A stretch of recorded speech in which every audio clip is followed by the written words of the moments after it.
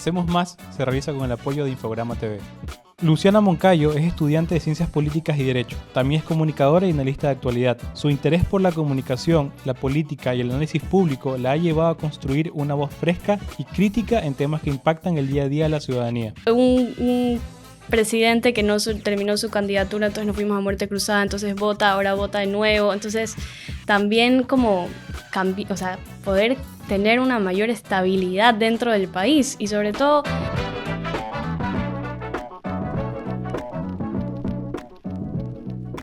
Luciana, qué gusto que estés aquí con nosotros. Bueno, muchísimas gracias por invitarme hoy. Estoy emocionada de lo que vamos a discutir en el programa de hoy. De todo un poco en general, pero quiero empezar con algo quizás un poco abstracto, pero me gustaría saber qué es lo que más te preocupa de Ecuador en la actualidad. Bueno, lo que más me preocupa de Ecuador en la actualidad son, sobre todo, todos conocemos la realidad en la que está viviendo el país, el tema de inseguridad, que es algo que preocupa a muchas generaciones, tanto la de hoy como la de mañana. Y yo creo que necesitamos soluciones porque la gente se está muriendo en las calles. O sea, necesitamos una respuesta inmediata para poder seguir adelante y sacar este país adelante, sobre todo. ¿Ves que sea posible poder tener esos cambios que estás mencionando en un futuro cercano? ¿O qué crees que le hace falta como al país en general, no a un gobierno, para el país como para que eso se dé? Para mí, primero tenemos que entender igualmente que lo que tenemos en el país es un problema sumamente complejo. O sea, no es un problema yo creo que se pueda solucionar de la noche a la mañana, sino que es algo que debemos empezar a solucionar desde la raíz, desde temas de poderle dar a los niños educación, salud y a partir de eso, atacando desde la raíz, poder salir adelante. Como te digo, igualmente yo conozco que es un tema sumamente complejo. Tenemos el narcotráfico, es un tema muy grande que no solo lo tiene el Ecuador, sino lo tienen muchos países. Hoy en día Ecuador lamentablemente lo tiene a primera mano, pero es un problema igualmente a nivel global, que se tienen que unir muchos países para poderlo combatir, por decirlo así.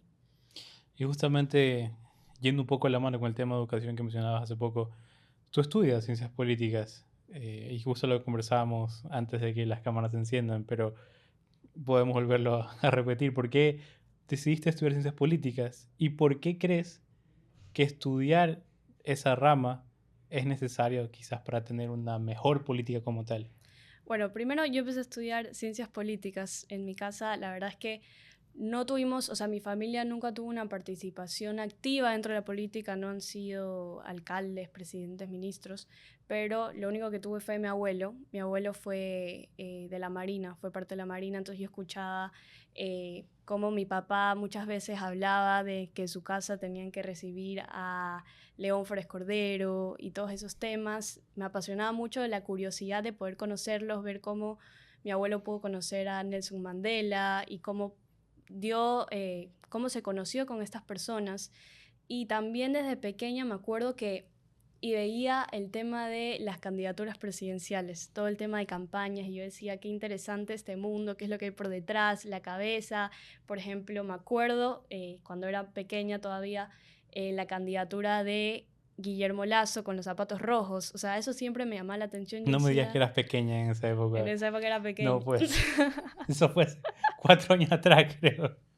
Sí, era pequeña en ese entonces, y me llamaba muchísimo la atención ver cómo movilizaban a tanta gente con el tema de los zapatos rojos, ir yo acompañaba a mis papás a votar y verlos con los zapatos rojos. Entonces era algo que me llamaba muchísimo la atención y bueno, terminé estudiándolo por eso. Pero ¿por qué me parece que es importante estudiar ciencias políticas? Porque como lo hablábamos antes de empezar el programa, me parece que es una carrera que sí, efectivamente para ser político no necesitas estudiar ciencias políticas, puedes estudiar otras carreras, pero sí es una carrera que te ayuda a ti a entender mucho más a fondo muchas cosas, como por ejemplo las instituciones, te ayuda a entenderlas, cómo se establece todo, los partidos políticos, o sea, todo como te ayuda a entender un poco el por detrás de lo que hay. ¿Tú crees que ayuda el saber más de ciencias políticas como tal a poder hacer una mejor política? Yo creo que sí, primero porque en ciencias políticas te enseñan mucho también el tema de ejercer, o sea, el tema de ejercer política, de cómo funciona realmente la administración pública desde dentro, que también lo puedes adquirir por medio de experiencia, pero yo siento que tienes como un pie adelante, como una ventaja al entenderlo desde la teoría, por decirlo así, y después lo complementas con la práctica, que sería la experiencia. Y según tu perspectiva, ¿tú crees que actualmente la ciudadanía se siente un poco alejada al ámbito político como tal? Sí, yo creo que los jóvenes, sobre todo, han tenido un rechazo hacia la política. Yo escucho mucha gente a mi alrededor que no le interesa saber que es un tema, a un problema que se tiene, porque la política te llega a afectar en todos los ámbitos, en el económico, en el social, te llega a afectar en todo, cualquier mínima decisión que se tome te va a llegar a afectar de alguna forma, ya sea positiva o negativa, va a llegar a tener un impacto en tu vida. Entonces sí me parece que la política necesita, o sea, la gente debería involucrarse más en la política, pero los jóvenes están cansados para mí de esta política tradicional, de político tradicional, que muchas veces yo también creo que la política no le da mucha voz a los jóvenes. Hoy en día está cambiando un poco más eso, pero yo creo que por eso los jóvenes están un poco rechazando la política por ese lado. ¿Cómo podemos acercar la política a ellos? O sea, yo creo que hoy en día hay mucha gente que tiene varios proyectos en los cuales tratan de explicar a los jóvenes con mayor facilidad del tema de la política, porque la política está de la mano, o sea, está de la mano con varias palabras sumamente técnicas, y yo creo que la política igual es un tema sumamente complejo de entenderlo. Entonces, a lo mejor los jóvenes por eso también, al momento de no tener ninguna intención de tener conocimiento de la política, rechazar la política, sobre todo va de la mano también con temas complejos. O sea, si a ti no te interesa algo y encima ves que es un tema denso, es un tema pesado, yo creo que lo rechazas aún más. Entonces yo he visto muchos proyectos, sobre todo de mucha gente joven, que le gusta la política, que la estudia, muchos amigos, que los has tenido aquí en el programa también, tienen muchos proyectos en los cuales buscan eso, o sea, a incentivar a los jóvenes a salir adelante, a escuchar la política, a involucrarse más en la política y quitar ese chip de lo tradicional, de la política que hemos visto en tiempos pasados. Y bueno, también tienes un rol como comunicadora. ¿Qué has aprendido dentro de ese rol justamente para que vaya de la mano con esa idea de poder acercar términos políticos, técnicos en general a la ciudadanía como tal o a los jóvenes? Bueno, sobre todo ahora que me metí a ese mundo de la comunicación. Que es muy bonito, ¿ah? Sí, es súper, igualmente un tema complejo porque igual tienes la responsabilidad de comunicar bien. O sea, yo creo que tienes que ser responsable realmente de lo que estás comunicando, realmente también ser de alguna forma objetiva, porque yo creo también mucho en el que tenemos que aprender a ser críticos. O sea, no, yo creo que los partidos políticos no son un equipo de fútbol al que tienes que generar un fanatismo, sino que tienes que ser crítico. Si esto lo hizo bien, lo aplaudimos. Si no lo hizo bien, tenemos que de alguna forma levantarnos y decir, ¿sabes qué? Esto no me gustó. Y levantarte y hablar de frente. Y bueno, sí, como me mencionás, como me preguntás, el tema de comunicación sí es un mundo en el que yo creo que nosotros lo estamos, con mis compañeros que trabajamos en este ambiente de comunicación con los que comparto como panelista, siempre tratamos de hacer la noticia mucho más ligera y hablarlo con, como te menciono, palabras cero técnicas, siempre desde la forma más sencilla, tratando de explicarlo si es necesario con peras y manzanas, para que realmente la gente tenga conocimiento de la política, de lo que está pasando. ¿Y qué tan complicado se te hace, digamos, desgranar todo un tema complejo en algo que sea mucho más ligero? O sea, yo creo que es complejo primero porque el tema de política es un tema complejo. O sea, a veces, yo te digo, yo que lo estudio, a veces no entiendo muchas cosas, no entiendo y lo tienes que leer y para enganchar también a los jóvenes necesitas hoy en día, sobre todo en medios de comunicación, necesitas videos que duren no más de 30 segundos. Tienes que con 30 segundos venderles ese producto, venderles lo que le estás diciendo y a veces es complejo el tema de llevar este tema a solamente 30 segundos.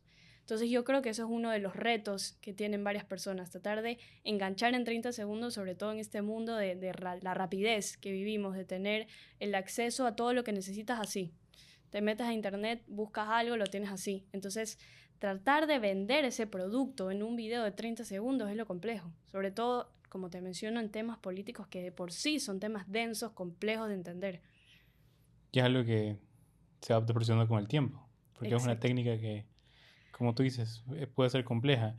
Y en la actualidad, justo yendo también de la mano con este tema, es el poder que tienen las redes sociales, en ese sentido de cómo, cómo comunicas, primero, a más gente, lo masificas el mensaje, segundo, cómo comunicas mejor, siendo, o en el sentido de que vas a tener que explicar algo más breve, conciso, preciso.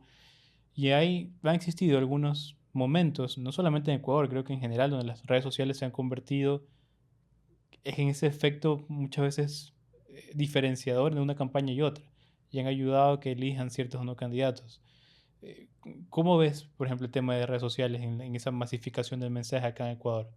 O sea, las redes sociales, primero quería empezar diciendo que tiene también tanto su lado negativo como su lado positivo. Y hoy en día, por medio de, de los medios de comunicación de las redes sociales, es más fácil hacer llegar tu mensaje. Claro, claro, acogiéndote a esto que te digo de tratar de vender el producto en 30 segundos y con una frase inicial que te enganche así para que tú quieras seguir viendo, hacerlo un poco dinámico también, poniendo imágenes, poniendo estos sonidos para que te enganche y eso es lo que lleva a la complejidad, pero igualmente las redes sociales te permiten a ti dar a conocer o vender ese mensaje con mayor facilidad de lo que se tenía anteriormente. Y bueno, en el tema de las redes sociales relacionadas con las campañas aquí en el Ecuador, yo creo que un tema complejo también es trazar esta línea entre, ok, te vendo este producto a los jóvenes, todo, pero también no pasar a ser algo que ya no va acorde con lo que estás tratando de vender. O sea, yo creo que por tratar de vender por medio de redes sociales a los jóvenes, terminas también como despegándote de la personalidad de la persona y yo creo que lo que más vende también por parte de campañas es humanizar al candidato. O sea, realmente contar en primera mano como persona y tratar de romper como esa línea que divide, sino que humanizarte y llegar a las personas y ser auténtico, porque muchas veces yo creo que eso es lo que pasa en campañas, que se da esa diferencia, que por tratar de vender algo sales de la personalidad y eso es lo que termina que a veces choque el joven con lo que está viendo, lo que te está vendiendo el político. Sabes que lo que mencionas me recuerda mucho a la campaña de Mandani, el nuevo alcalde en Nueva York. Entonces, si has visto un poco de eso, yo la verdad es que difiero con Mandani como tal, pero dentro de la campaña en general fue excelente. O sea, fue justamente lo que dices, humanizarlo, humanizar el mensaje, tratar de llevarlo a que se sienta más cercano, que se sienta algo más no sé si llamarlo del pueblo como tal, pero de la gente. Y eso es algo que gana, que no solo no es ganar votos, porque obviamente sí quieres ganar votos en campaña, pero es ganar credibilidad y ganar confianza, que eso es lo que se debería hacer en una campaña como tal, o menos el objetivo final. Y yo creo que también parte de la credibilidad y la autenticidad también va el hecho de que yo soy creyente de que los políticos tienen que hacer territorio, tienen que estar para conocer la realidad de primera mano, porque tu realidad de tu metro cuadrado no es la realidad del que está al lado.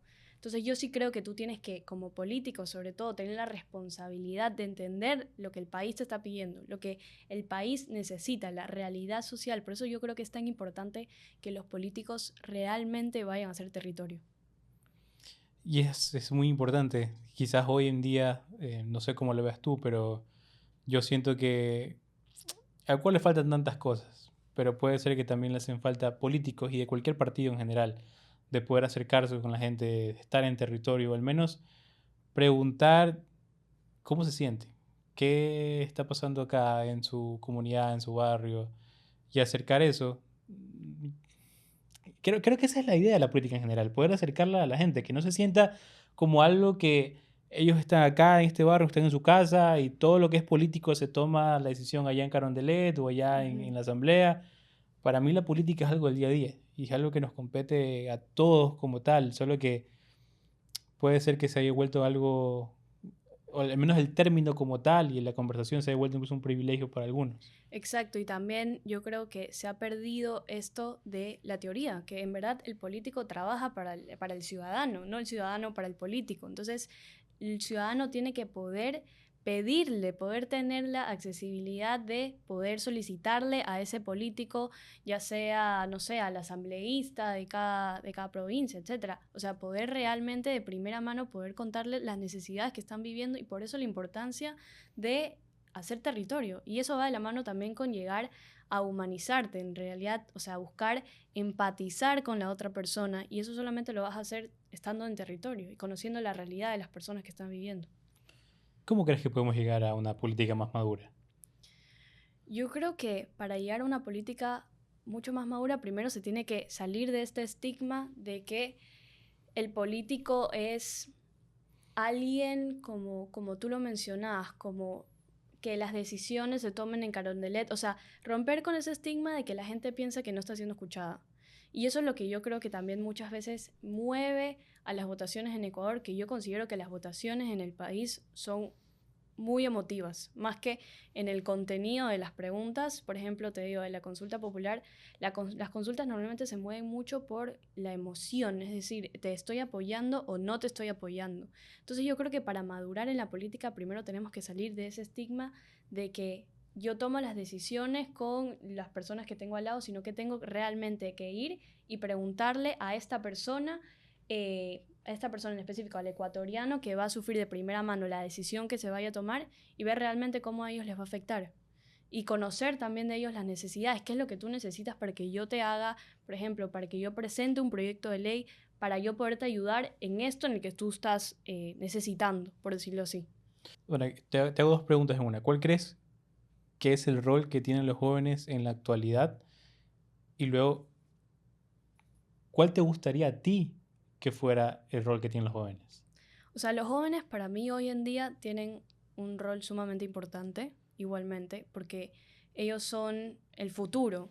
Y no solo el futuro, también somos el presente. O sea, lo que está pasando hoy en día, nosotros vamos a ser los futuros políticos que van a llegar. Entonces también es un tema de poder entender y dejar de lado esa negación ante la política. Por eso es que yo te digo que hay muchos jóvenes que les gusta la política, que están empezando a ejercer estos proyectos específicamente para eso, porque también hay muchos jóvenes los cuales tienen mucho miedo a hablar por el tema de la política tradicional, que muy pocas veces se le da la voz a los jóvenes porque se piensa que, es joven, no sabe.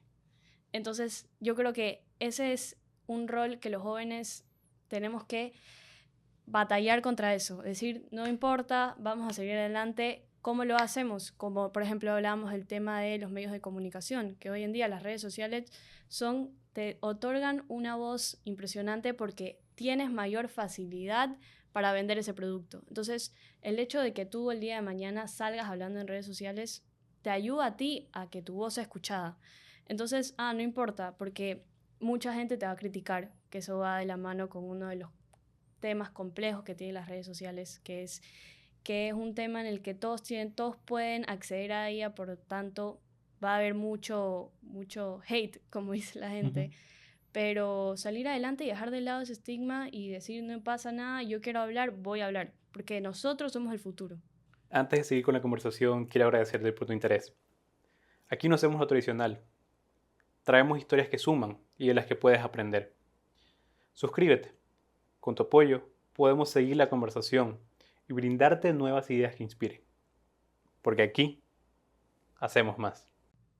¿Y tú crees, por ejemplo, que esa juventud es un factor positivo per se?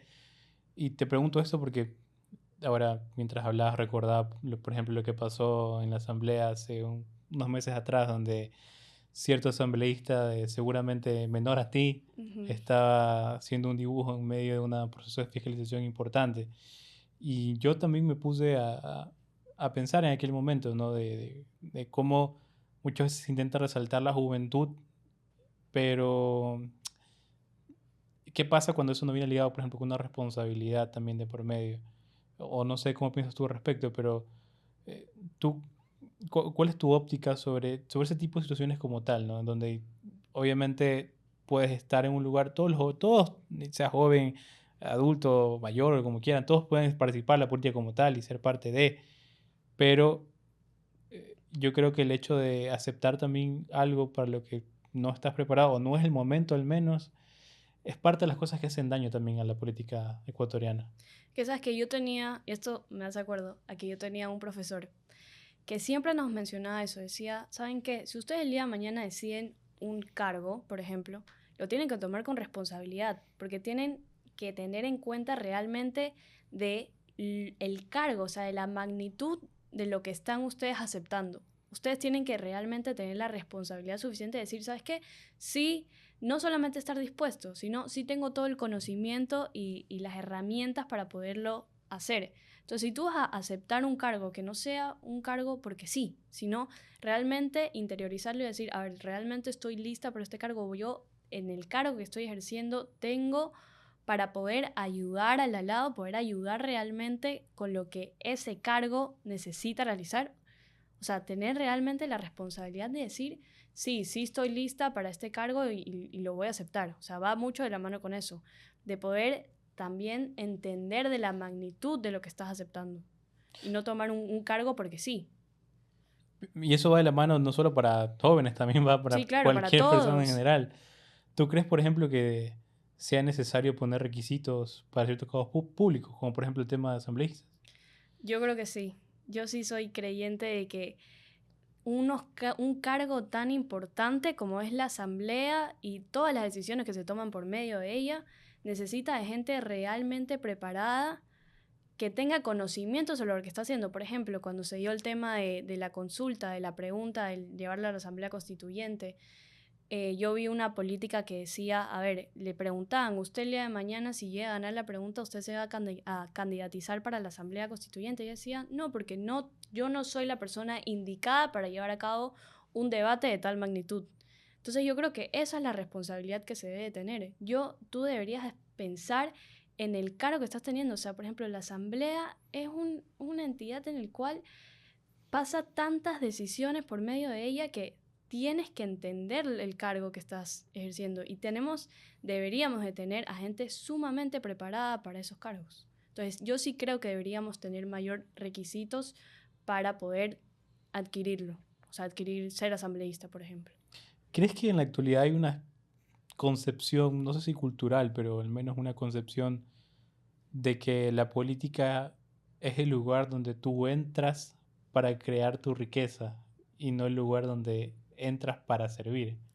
Eso es lo que como que trataba de mencionar anteriormente. Esa idea de que se tiene que no está en la teoría, sino que ya se llevó a la práctica, de que mucha gente, no sé, se ha hecho millonaria por el hecho de estar en un cargo público cuando no debería de ser así. O sea, no debería de ser tú, deberías estar dispuesto a ayudar a los demás. Yo creo que tener ese puesto con la finalidad de ayudar al lado.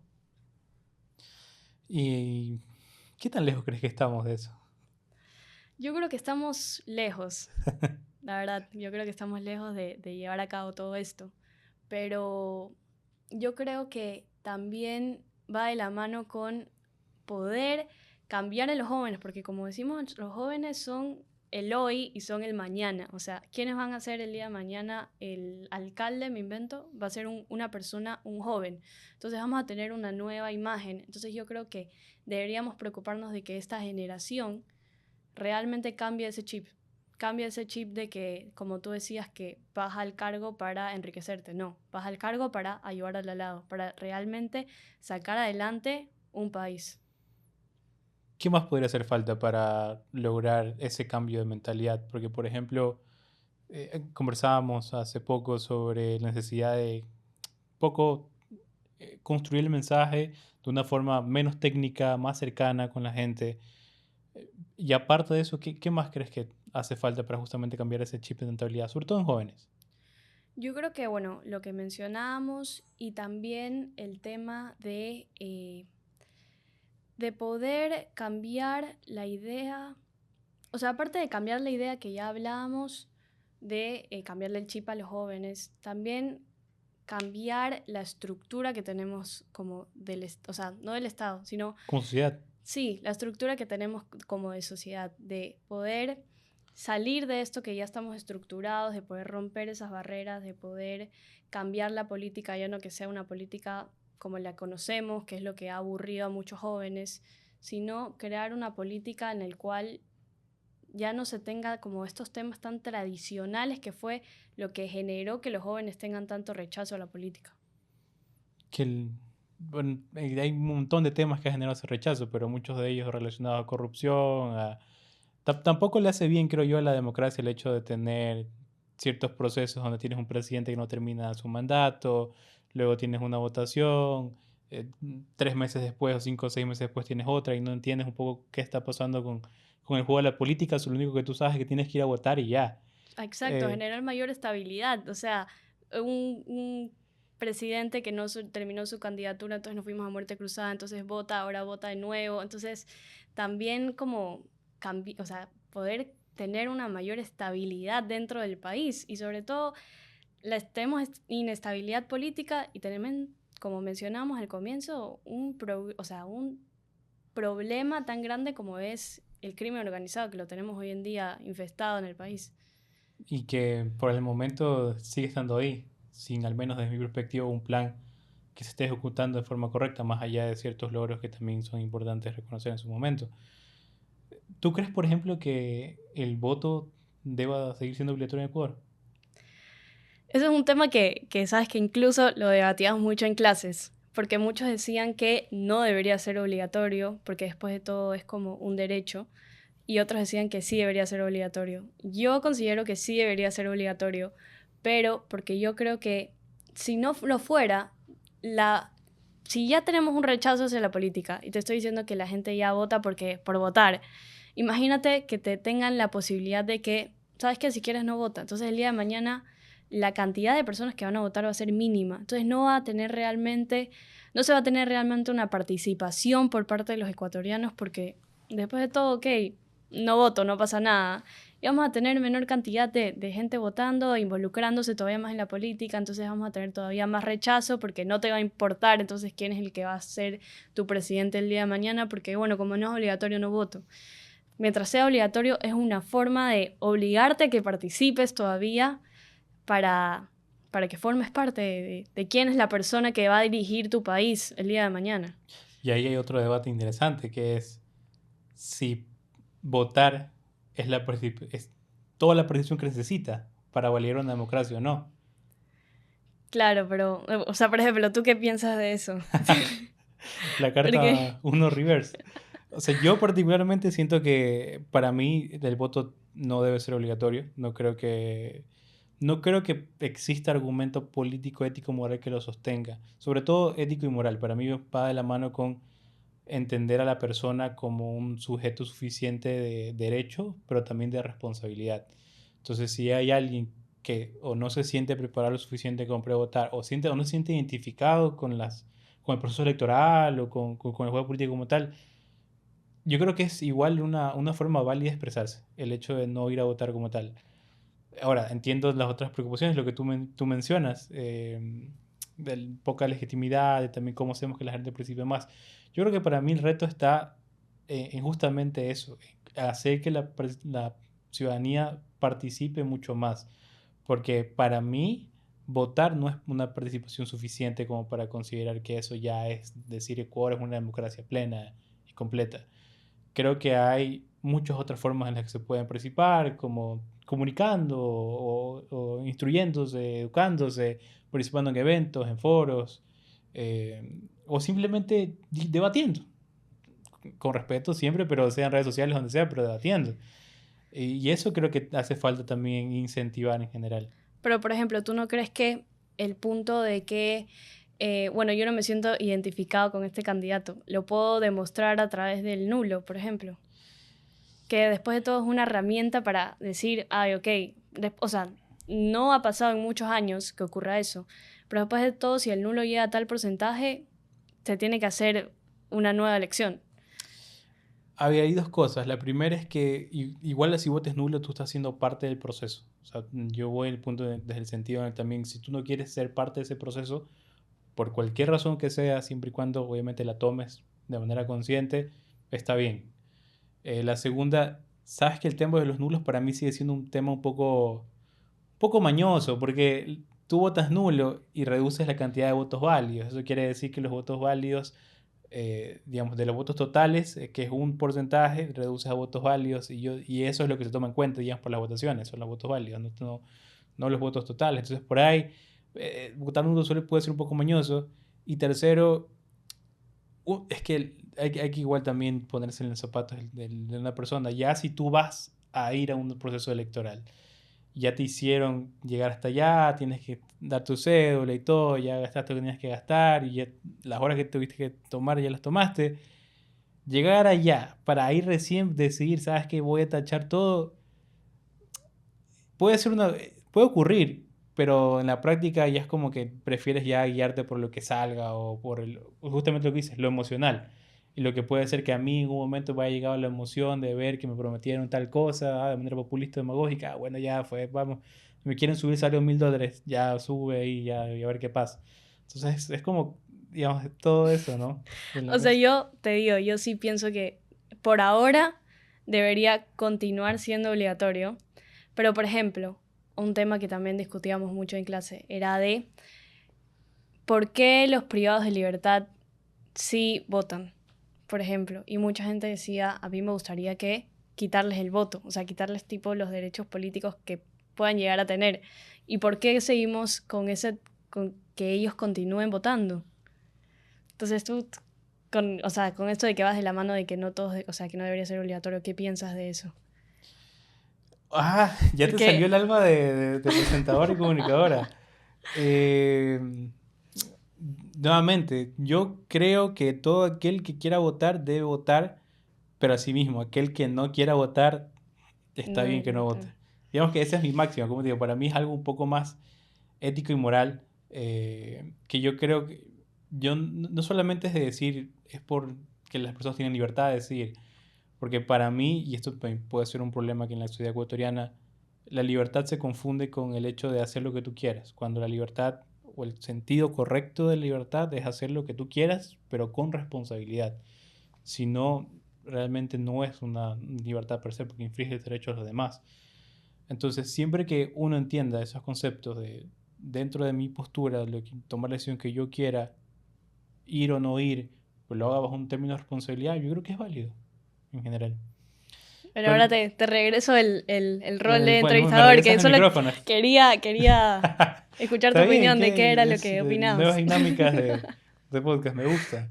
Ya para ir cerrando un poco nuestra conversación, ¿qué esperas para el 2026 en Ecuador? Bueno, yo, uno de que algo que me gustaría realmente no que se solucione, porque como te decía, es un problema muy grande que no se resuelve de la noche a la mañana, pero ver que se está aportando, por lo menos con el granito de arena para poder minimizar el tema de la inseguridad que estamos viviendo en el país. O sea, realmente la gente que que vive esta inseguridad de primera mano, ver cómo la gente se está muriendo en las calles. Una forma, o sea, algo que a mí me gustaría mucho ver en el 2026 es que se resuelva algo de ella o ver realmente un impacto grande para poder resolver esa problemática. Por ejemplo, ahora con unos amigos estamos haciendo un proyecto que se llama Mil Sonrisas, que Ujú. queremos que luego se haga una fundación. Y íbamos a este como cantón. Ellos nos decían, no chicos, a partir de las 5 de la tarde ya se tienen que ir porque realmente eso se pone sumamente peligroso. Nosotros ya nos encerramos aquí en la casa y nadie sale porque no se puede salir. No se puede salir, me imagino, los fines de semana encontramos cuerpos tirados en el río. Entonces, realmente ver cómo, y eso te decía que esto que te estoy contando fue hace 1 año y medio. Entonces, ver que se solucione eso, de poderle dar un poco de mayor facilidad a estas personas, de darle una mano y disminuir el tema de inseguridad en el país. Y eso es muy bueno, porque yo creo que eso es otra de las acciones que pueden hacer también los jóvenes para involucrarse más, o la ciudadanía en general. Yo creo que hacer un poco de labor social, trabajo social, sea en fundaciones, sea voluntariado, de donde venga, también es acercarte a otras realidades y te permite a ti también conocer al otro y volverte más humano. Y eso Sí. ya es un... Eso es punto de una partida forma bastante como de deseable. hacer territorio, que hablamos, que los También, políticos deberían solo hacer que territorio. sin intereses Claro, políticos de por medio. No vas a ir a claro, pedirle el voto. claro. Pero sí, conocer realmente, más allá de tu metro cuadrado, qué es lo que está pasando en el país.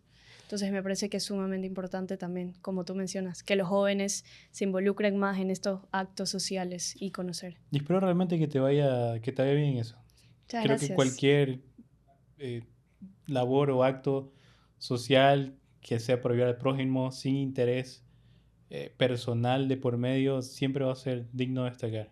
Y espero Sí, que te vaya muy bien en eso. muchas gracias. Luciana, como tradición en nuestro programa, siempre solemos hacer dos preguntas finales a nuestros invitados. A ver, escucho. La primera, ¿qué pregunta te gustaría dejarle a nuestra audiencia? ¿Qué pregunta me gustaría dejarle a la audiencia? Bueno, me gustaría preguntarles que si realmente ustedes como jóvenes, ¿qué es lo que quisieran que el Ecuador o algún político les dé una facilidad para que ustedes hagan que su voz sea escuchada? O sea, ¿qué les gustaría que se dé algún, no sé, algún proyecto para permitir que su voz sea escuchada? Y por último, ¿qué cambio te gustaría ver en la sociedad? ¿Qué cambio me gustaría ver a la sociedad? Bueno, me gustaría que los jóvenes dejen de rechazar un poco la política y que se empiecen a involucrar mucho más en ella y que empiecen a participar de forma activa, porque como te digo, los jóvenes somos no solo el futuro, sino que también somos el hoy, lo que está pasando hoy en día. Luciana, muchísimas gracias por tu tiempo. A ver, gracias por invitarme, me gustó muchísimo. Sí, me agradó mucho la conversación. Hacemos más, se realiza con el apoyo de Infograma TV.